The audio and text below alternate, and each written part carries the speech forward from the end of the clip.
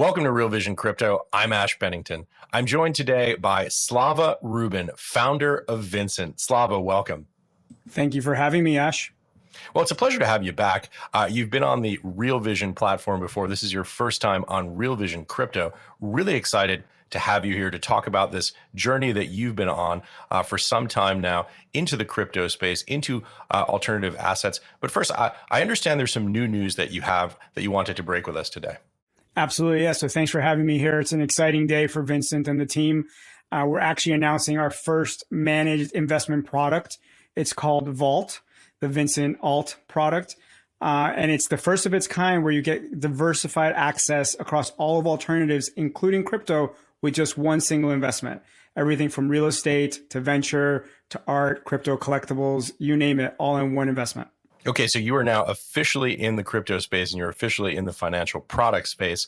So let's talk a little bit about the context and the history of how you got here. You've had a very interesting journey in finance and entrepreneurship. Set it up for us. How did it begin?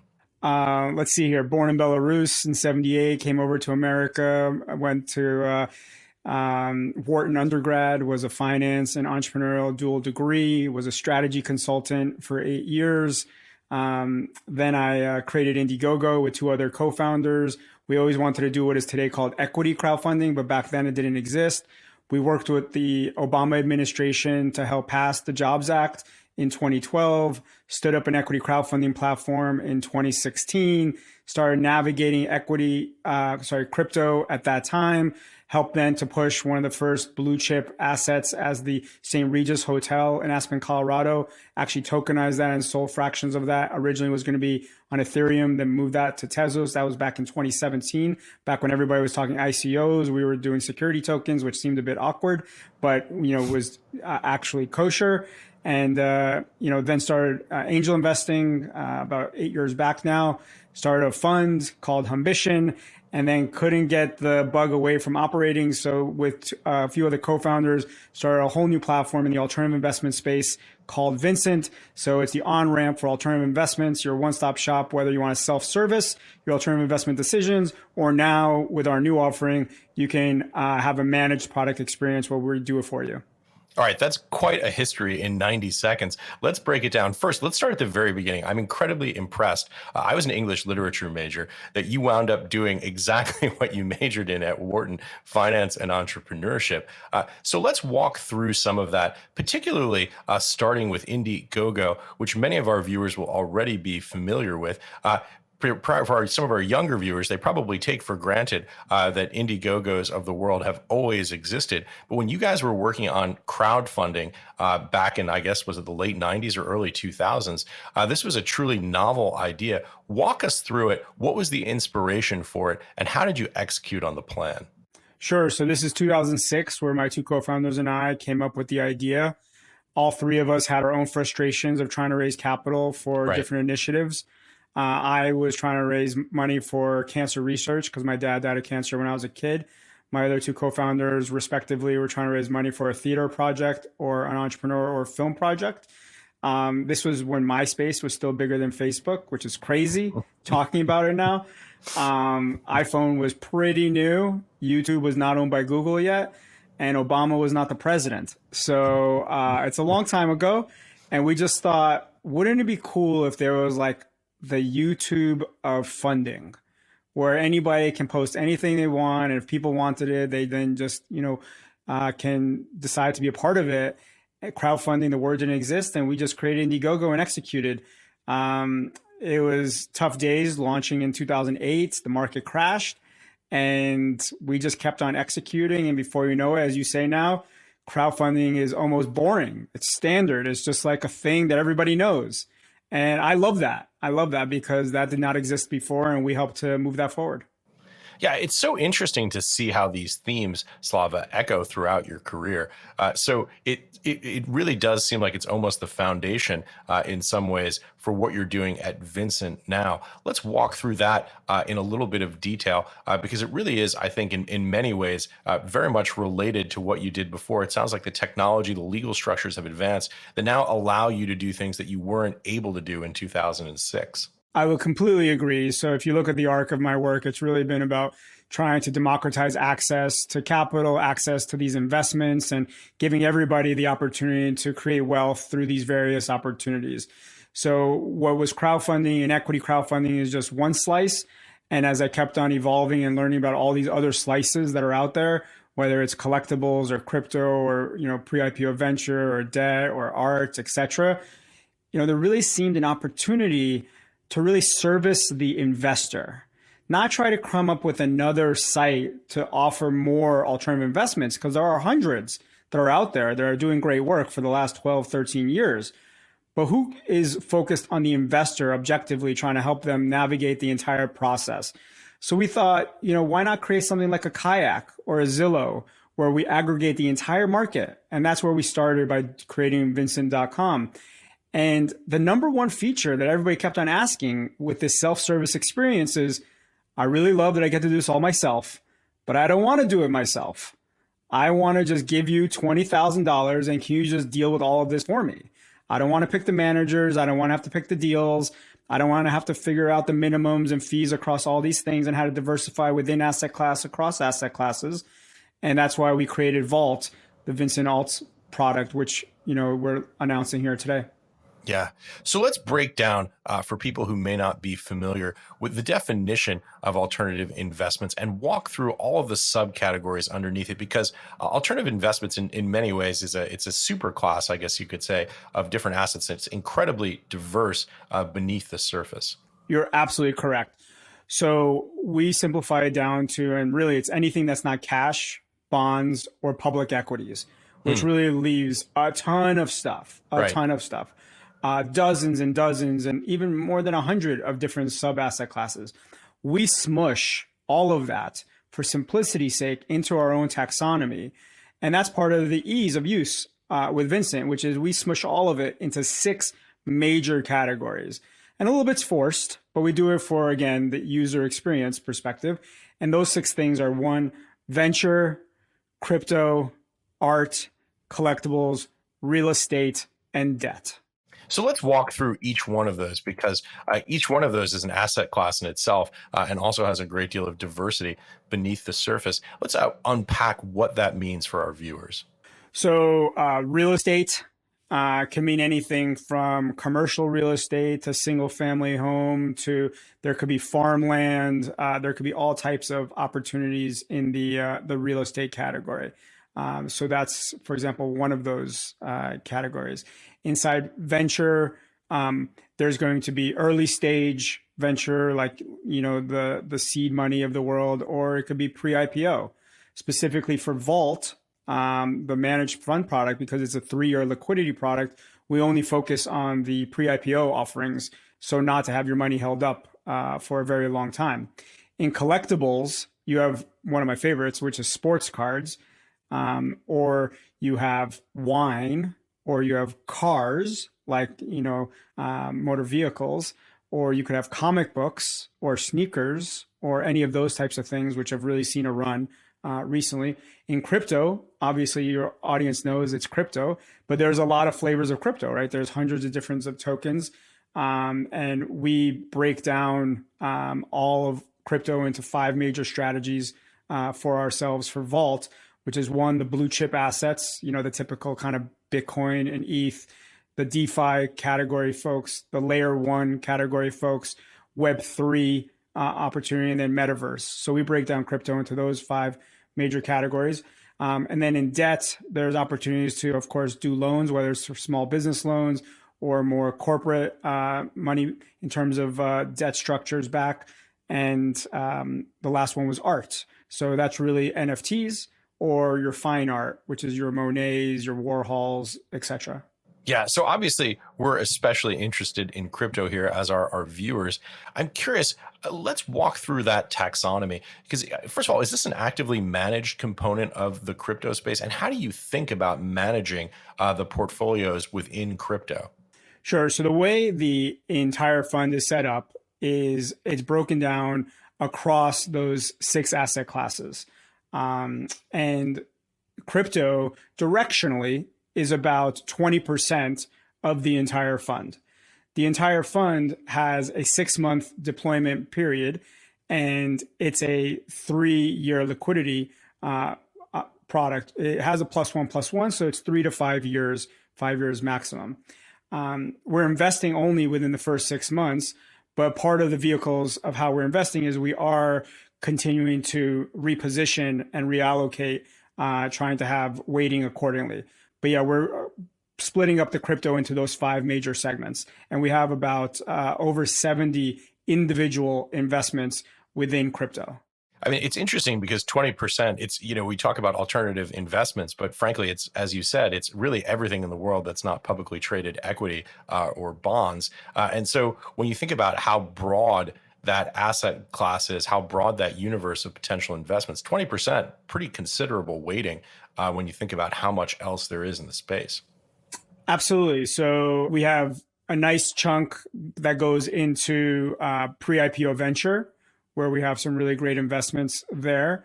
There's definitely a decent amount that's going into crypto, a decent amount that's going into collectibles, and some of the other categories, like we mentioned, are a little bit smaller, but there's art and debt, etc. So let's talk a little bit about your journey into crypto as an asset class. How did you get involved in the space, and what was it that caught your attention? Well, I should have done better, because I still remember early days of Indiegogo, some of my engineers saying, you know what, I think we should be taking Bitcoin for payment. And the funny thing is, you were able to embed like YouTube videos or live streams into the WYSIWYG, meaning the editor on Indiegogo. And some people on their own would quote unquote hack the editor and throw in these little widgets where they would actually accept Bitcoin through Indiegogo via this widget, which means we, Indiegogo, weren't actually part of the transaction, right? And I remember seeing that and being like, should we stop this?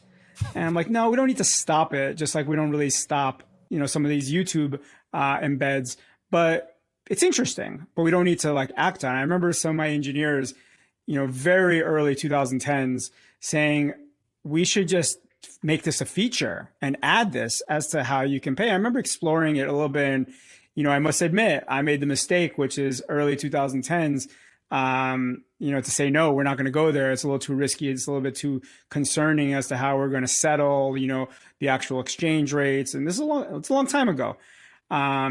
Fast forward, once we started doing equity crowdfunding and seeing the ICO boom and what was happening there, I mean, that's where I personally started getting a lot more involved with crypto and really doing a lot more research about the infrastructure, the legality, and how we can navigate this correctly to benefit from what crypto blockchain can accomplish. But isn't it interesting how many of us, particularly people who have traditional business and finance backgrounds, heard about cryptocurrency earlier on and were kind of like, yeah, it's interesting, it's kind of cool, but that's not really a thing, right? I remember having a conversation, I don't remember if it was 2012, 2013, 2014, with one of my smartest engineer friends who I think was working at Goldman at the time, calling me up and saying, you got to understand what's happening in Bitcoin. And I remember saying to him on this conversation, look, you're a really smart tech guy, but let me explain to you all the reasons why this Bitcoin thing is not going to work, right? There was something about people who had traditional finance backgrounds who just didn't, for whatever reason,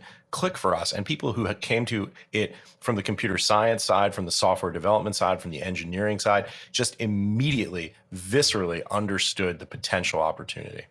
I could make lots of excuses, but at the end of the day, it was about prioritizing resources and making decisions as to how to improve the product roadmap and service the customers as well as possible. Right. And I still remember that meeting with this specific engineer and him saying, but Slava, I just think we have an opportunity to capture this market that no one is servicing. And you see, look at these widgets. These people are hacking this on their own, right, so we can do it better. And obviously he was right. And I was wrong. And there's still that opportunity today, because let's face it, right, today, Indiegogo, like many other platforms, does not accept Bitcoin because there's still a lot of challenges. But that was really the canary in the coal mine for sure, to be able to see where it was headed.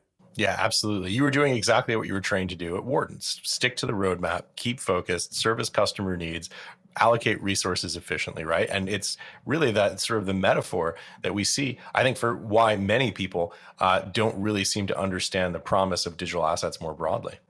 Absolutely. And the funny thing is, he's the one laughing now because I think he invested a lot in that stuff early when it was quote unquote cheap. And now he's just enjoying life. Well done for him. So let's talk about crypto and how you see it fitting in. It's interesting.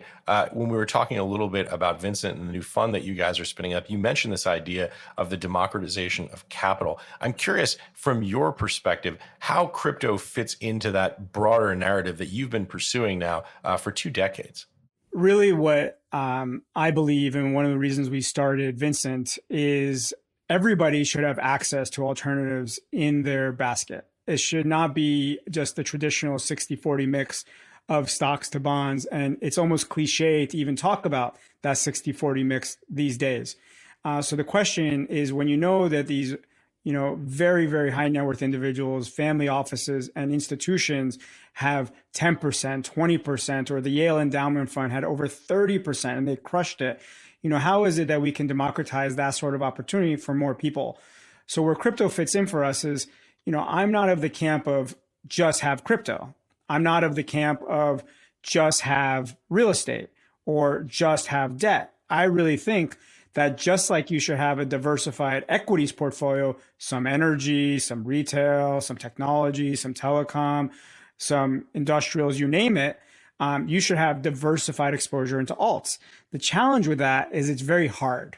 You have to pick your own managers. You have to find the websites. You have to do the work. You have to meet the minimums. You have to do the diversifications, do all the research, all the AML KYCs across dozens of platforms.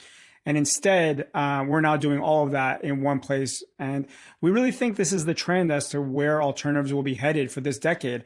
There's going to be a lot more improvement of UI or wrappers as to how people can get access to alternatives. It's interesting when you talk about these wrappers that you're putting around alternative investments, including crypto.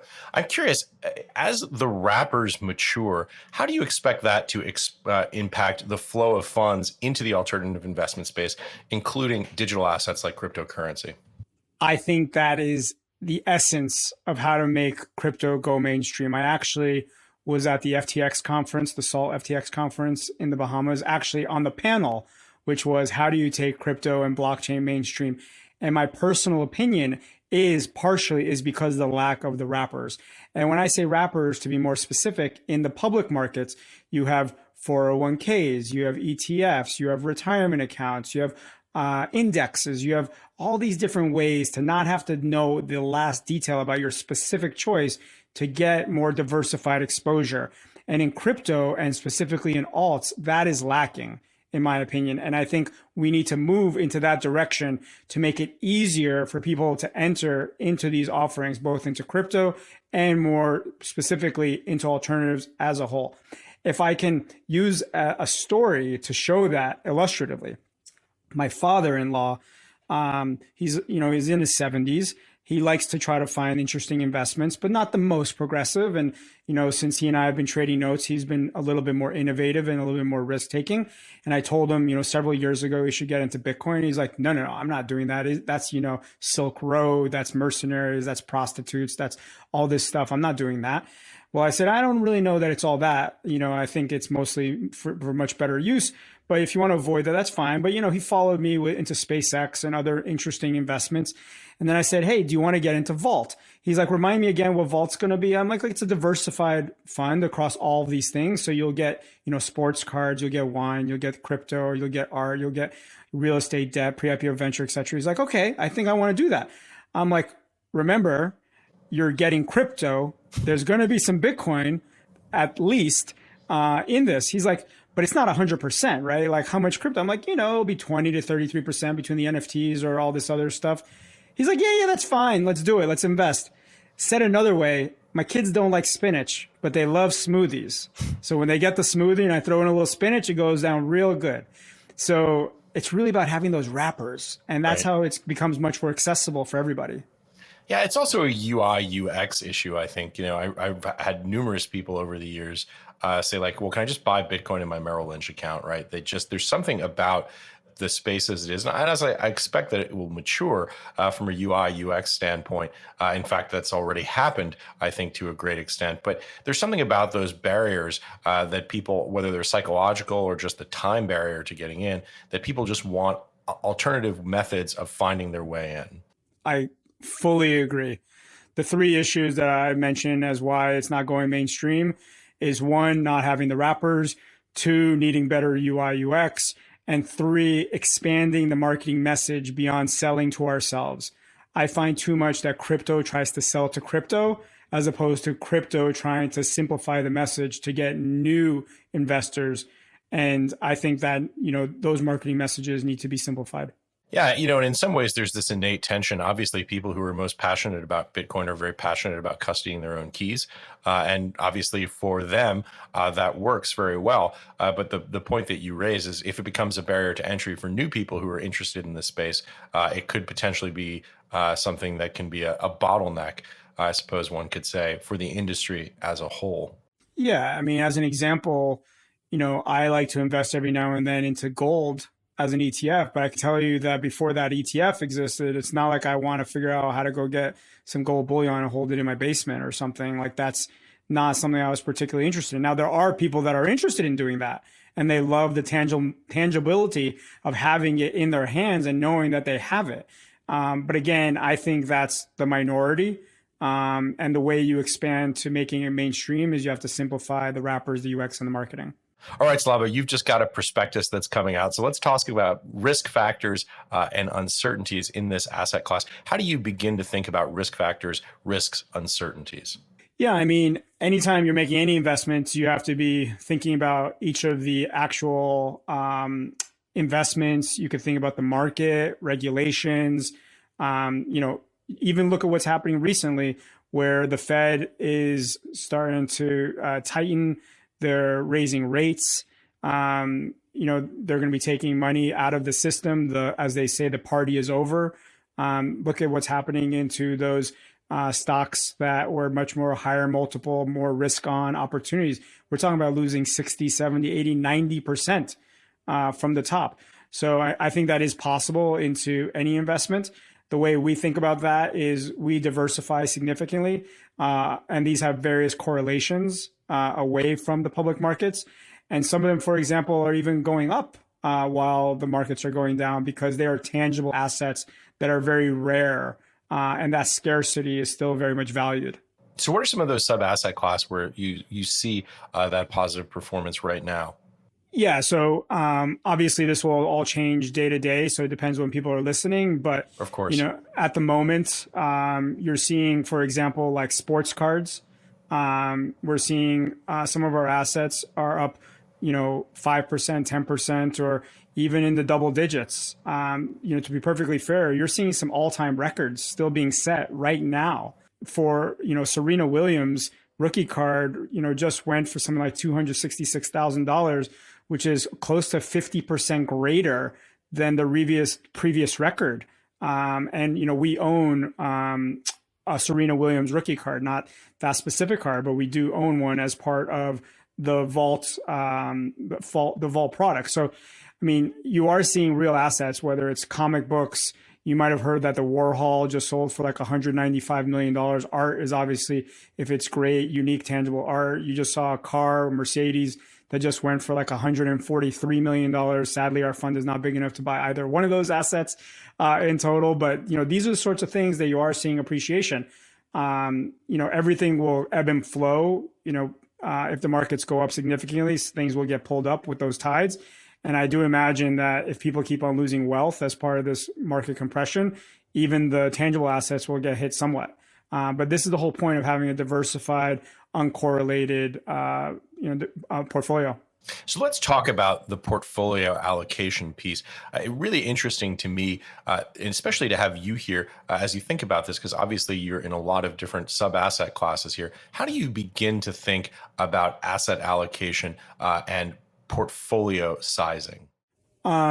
So we get a lot of information on Vincent. So just even with our database. So, we actually put out a report every month called the Vincent Alts Report, where we show kind of the demand as to where people are searching for what are they interested in.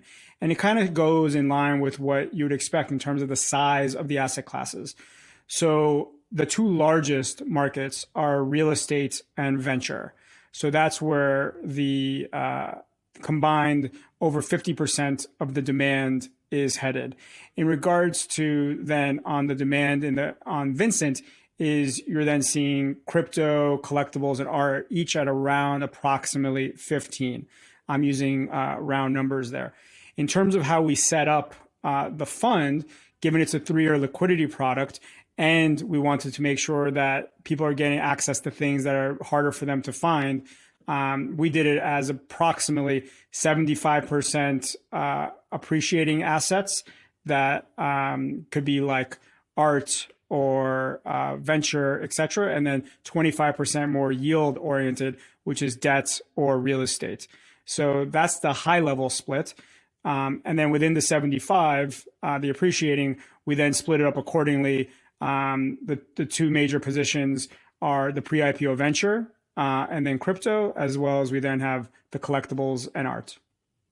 So first, for definition for people, explain 3-year liquidity product and why that's important in terms of the structure of the fund. Sure. I mean, typically, if you try to get into a managed fund experience, typically the minimum lockup we're talking about is 5 years. More often, if you're trying to get into Sequoia, you're looking at 10 years, probably 12 years, if not longer. And it's fine to have that sort of lockup if that's what you want to do with your money and you are comfortable with that sort of liquidity timeline. We feel that in the last decade or so, as alternatives have become more mainstream, crypto has become more mainstream, people are getting used to quicker turnaround times and the opportunity for these financial products to have quicker turnaround times, that we wanted to offer as a feature the 3-year liquidity timeline, which the reaction has been very strong. We could have set it up as a 10-year and just invested a little differently. But we really find that a lot of people like that liquidity opportunity. The way we do it is the goal is all of our investments will have exits within that 3-year timeline, 3 to 5 year timeline. And as those exits come in, we actually return the cash to the investors, which just, again, is a feature as part of Vault, which benefits the investors. So one of the other interesting points that you made to me is this idea of the data component. So you have a front end and a back end where you're pulling data in, you have the capacity to analyze it. How does that data-driven analysis and data-driven intake affect the investment decisions? And how do you think about the role of data more broadly? Yeah, it's a great question. So we absolutely are taking advantage of all of our relationships with these, many dozens, over 100 platforms. So many of our investments from Vault are done through Vincent platform partners, not all of them. We are definitely looking beyond the scope of just what is on Vincent, trying to do the work on behalf of our investors. But definitely we are seeing the trends as to what is moving, analyzing that, and using that information to be helpful in making the decisions. It's kind of a little bit like Netflix, if you think about it, where they see what people are interested in, and then they help produce that sort of content. So for us, we're seeing where the markets are headed, what people are interested in, and then we're trying to surface those great opportunities inside of Vault. One of the things that is not your exact question, but I wanted to mention is the other thing that's really resonating for the investors into Vault is they want to be educated. They want to learn. So we're actually being very transparent with all the information. We have a deal portal where you see how all the performance is doing. Every single deal we're writing memos on, where we share the investment analysis and the idea as to why we made that investment. We're holding webinars where we're talking with our investors. So that sort of you're writing shotgun with us is something that a lot of people are excited about. Now, there's others that are just like, hey, I gave you the money because I don't want to deal with any of this. Just bring me some more money back home later. But a lot of people are enjoying the learning and then are investing more alongside. Yeah, that's fascinating and doesn't surprise me at all. We've obviously seen that here at Real Vision. There's obviously just an incredible thirst to learn about different asset classes. Here we talk about crypto, but also to understand some of the other asset classes that you mentioned earlier, particularly, I think, in the venture space, where there's so much curiosity and so little understanding of the mechanics of physically how that world works. Onto the topic of learning from a slightly different angle, I'm curious, Slava, what have you learned from the data? What did you see that surprised you? I mean, it's amazing how many people are interested. Something that I would have never known until we had the platform is the average person who's using Vincent is actually looking at over 25 deals.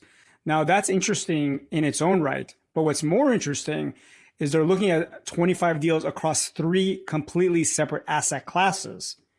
So not within one asset class. So what's the point there? The point is not that people know exactly what they want and they're just trying to choose between one orange and another orange. They're trying to decide, what do I want to do, period. I have disposable income. I want return. What are my options and how should I think about it?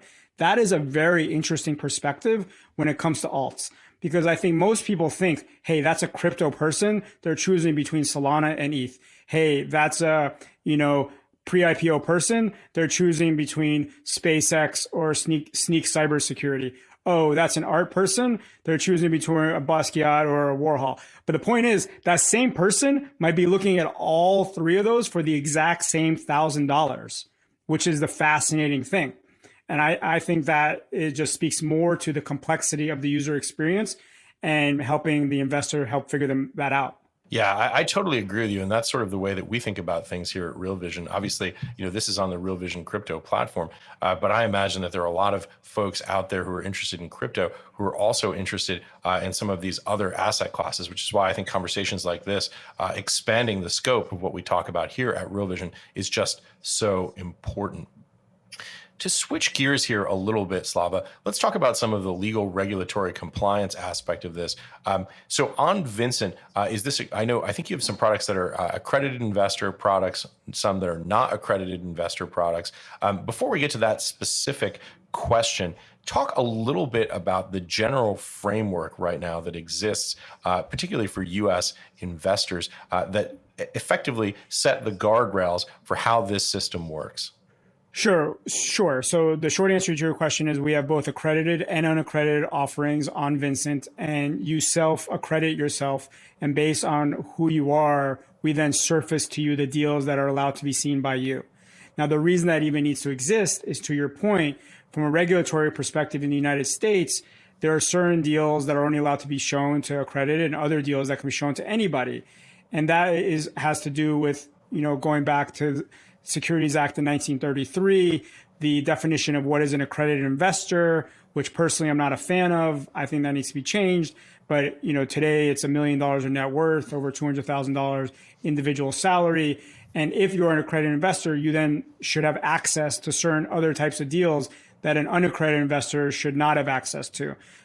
Depending on how you bring your deal to market, which with regulatory exemption you're using. I'm going to use a little bit of jargon here, but whether it's a Reg A+, whether it's a Reg CF, whether it's a 506C, 506B, whatever, these are all different technical terms saying this is what I'm allowed to do or not allowed to do in marketing or not marketing this deal to whom. Yeah, these are the exemptions that have been specifically carved out from those acts by legislation in the last 20 or so years, how you get these exempted products.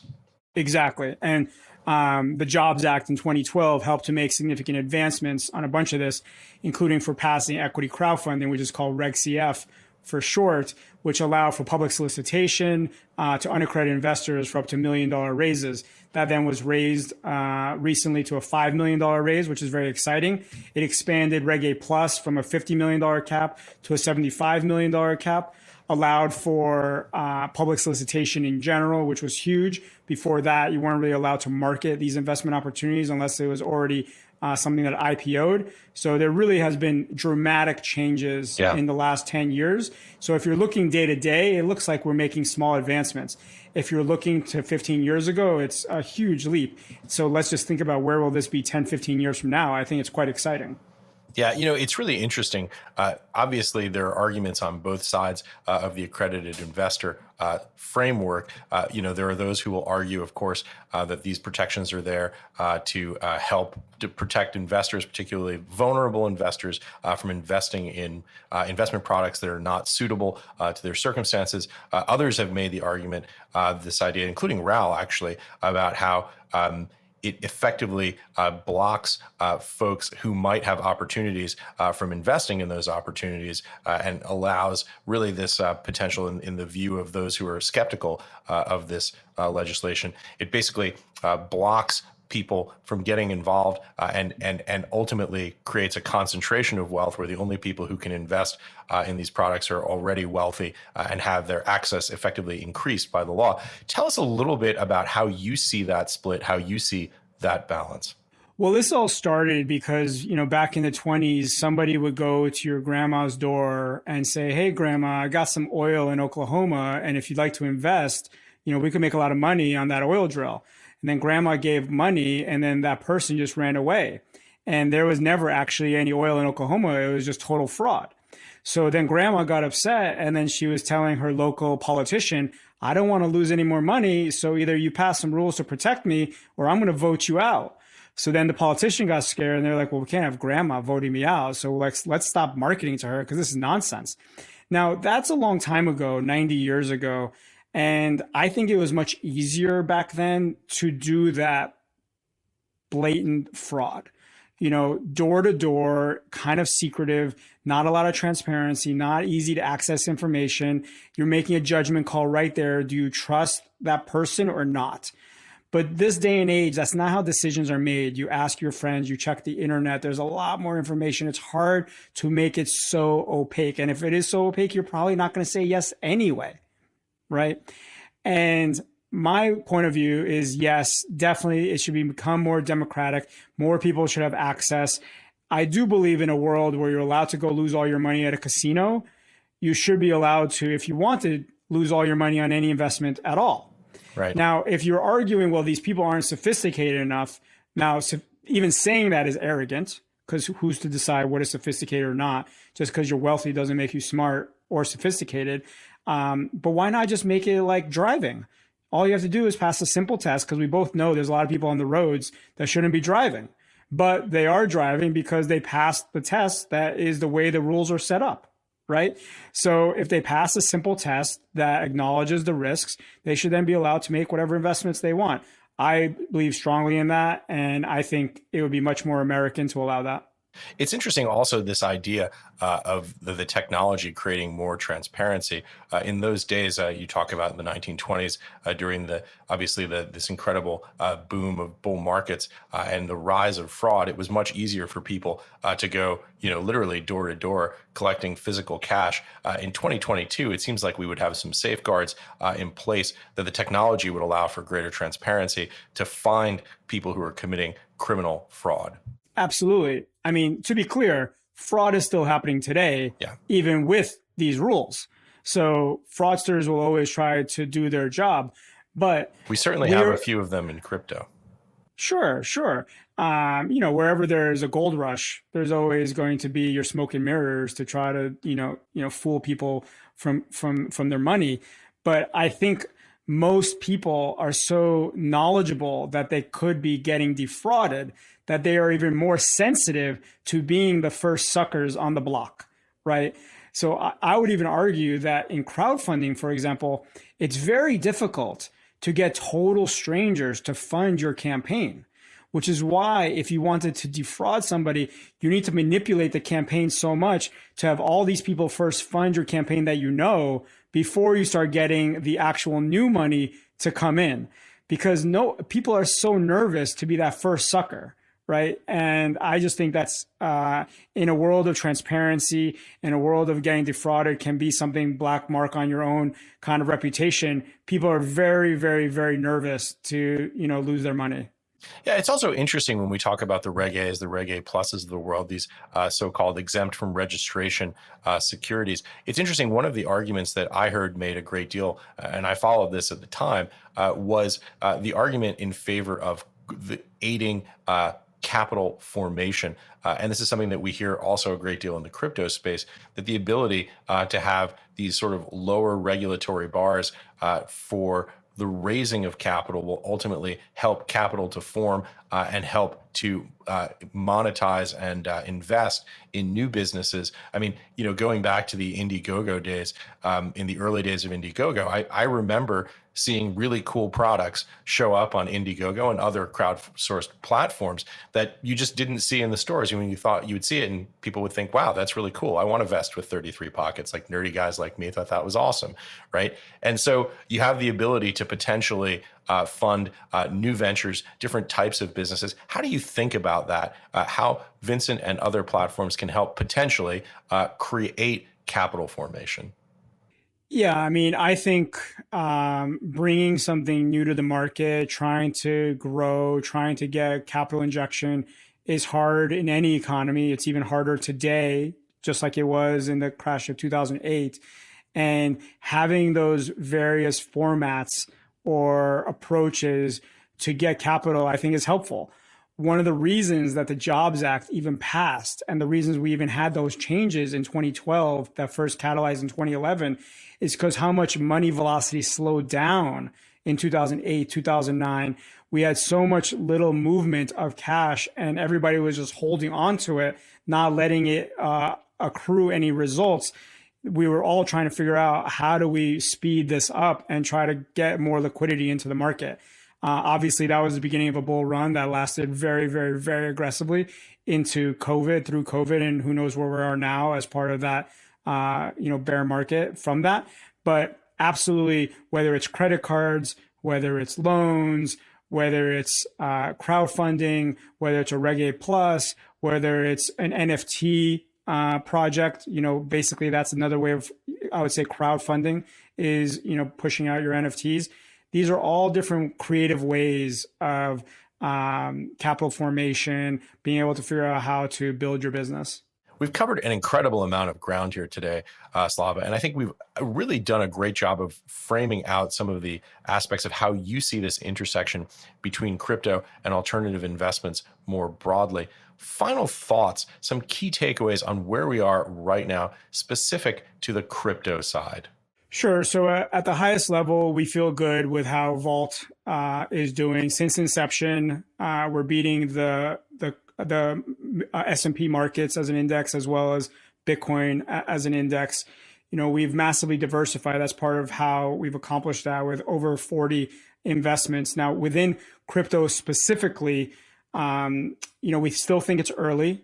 We think we're closer to the bottom than we are to the top. That doesn't mean that we are picking the bottom and saying it's bottom. We just think with our time horizon, which is a 3 to 5 year time horizon, we've gotten some good entry prices and will continue to be able to get good opportunities.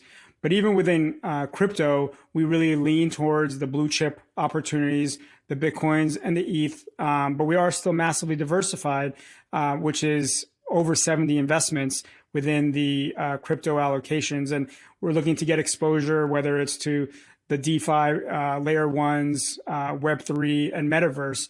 And when I say the over 70 investments, we think of that as 5 investments inside of the broader Vault opportunity. I think that there's a lot of venture money that's going into crypto. There's going to be a lot of great projects that are coming out. And with our 3 to 5 year time horizon, we're still very bullish as to our strategy working. Slava Rubin, always a pleasure to have you on Real Vision. Thanks for having me. Thanks for watching, everyone. Hey there, revolutionaries. Thank you for tuning in. For more content like this, head over to realvision.com/crypto and get unlimited access to the most brilliant minds in finance and crypto. Join our community of lifelong learners for exclusive access, unparalleled education, and unbiased insights.